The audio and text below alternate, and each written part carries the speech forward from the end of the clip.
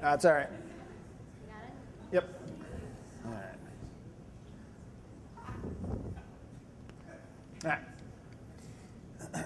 It was December 10th, 1988, and I'm sitting at the edge of my bed, in my bedroom, and I'm staring into bewilderment. I've just finished my first semester at the Harrisburg Area Community College with a whopping 1.67.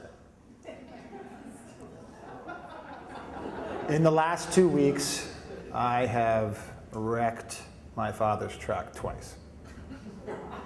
That is following a string of stop sign infractions.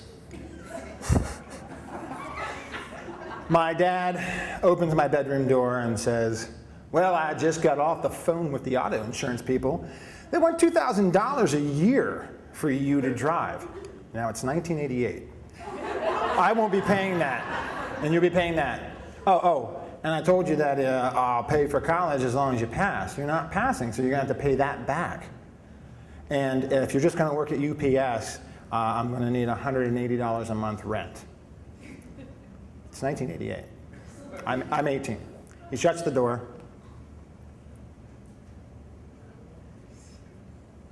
He opens the door.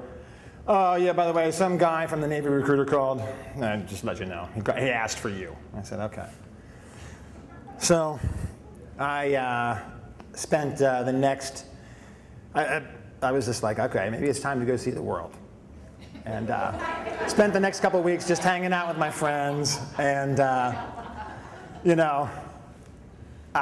saw the world. I tried LSD for the first time. Smoked some grass, and decided to go a couple days later to see the Navy recruiter, and sat down, and he's running through the whole thing, and he's just like, "Well, how does that sound to you?" And I said, "I wanted just to see, like a 2-year tour. Just want to go see the world. 2 years, that's it." And he goes through the whole thing, and he says, "All right, well, we can have you come in for a physical." And I've already said no to smoking grass.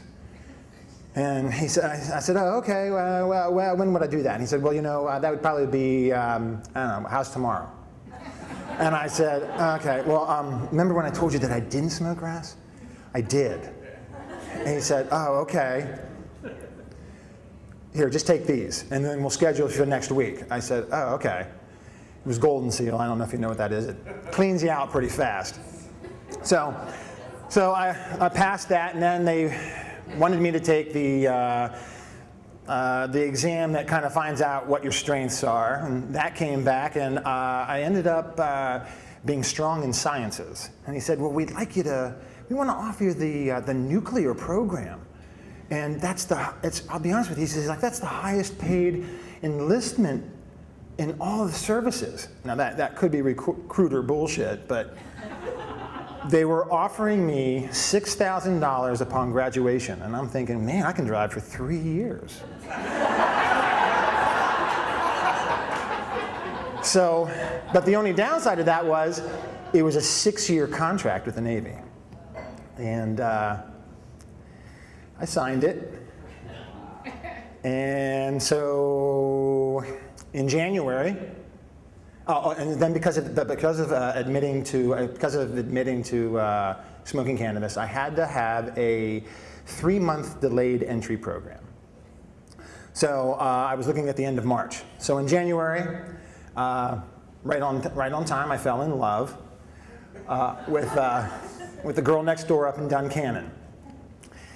In February, I got caught drinking. I'm now 19. I got caught drinking in a graveyard on a Sunday afternoon with my friend, who decided to argue with the police about their right to look in his car. I went, if you've ever been in the service, or specifically in the Navy, when you get in trouble, you go to what's called a captain's mast, and you never want to have to see the old man for discipline. Now, I'm not even in the Navy yet, and I have an appointment with the old man in Harrisburg. So I go there, and he says, well, you know, you're a smart kid and stuff, but we just can't give you this $6,000 nuclear program. But what we can do is we can offer you the Navy's second best, and that's going to be a sonar tech on a submarine. Now, your bonus will be $3,000. It's still 6 years granted, but, you know, how does that sound? And I said, okay. So the end of March comes around, and it's time for me to leave, and I'm just completely a wreck, sobbing. I've dated this girl for 3 months.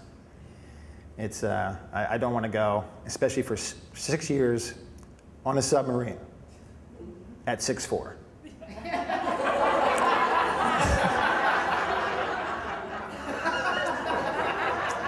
So I fly out to San Diego, where I do my boot camp, and that's where my school is at. So I get through boot camp. There's 2 months before school even starts. So for June and July, I literally am posting guard for 4 hours a day, and the rest of the time is mine, and I'm seeing all beaches in San Diego. And it's occurring to me, you love the sun. The summer before, you were 18 and all you did was spend your days at the pool. So how are you going to spend 3 to 6 months at a time under the water? And I start to think to myself, I'm not. So what am I going to do? So I made a couple of feeble attempts to tell people, yeah, you know what, this was a mistake. And I was wishy-washy, they were saying things, and I went back to class. And then on September 25th, 1989, I woke up and I said, you know what, this is my last day in the Navy. This is my last day in the Navy. So I went and told my immediate commanding officer, said, you know what, I think this is my last day in the Navy. I need to get out of here.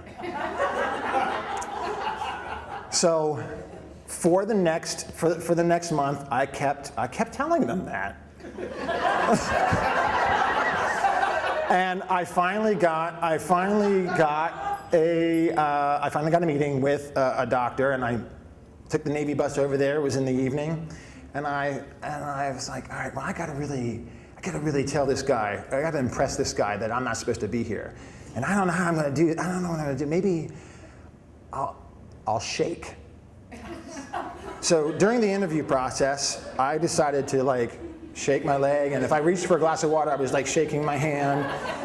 And he said, what's going on? I'm like, I just want to be here. And he's like, okay, well, I think what we're going to do is we're going to keep you here overnight for an observation. I said, okay.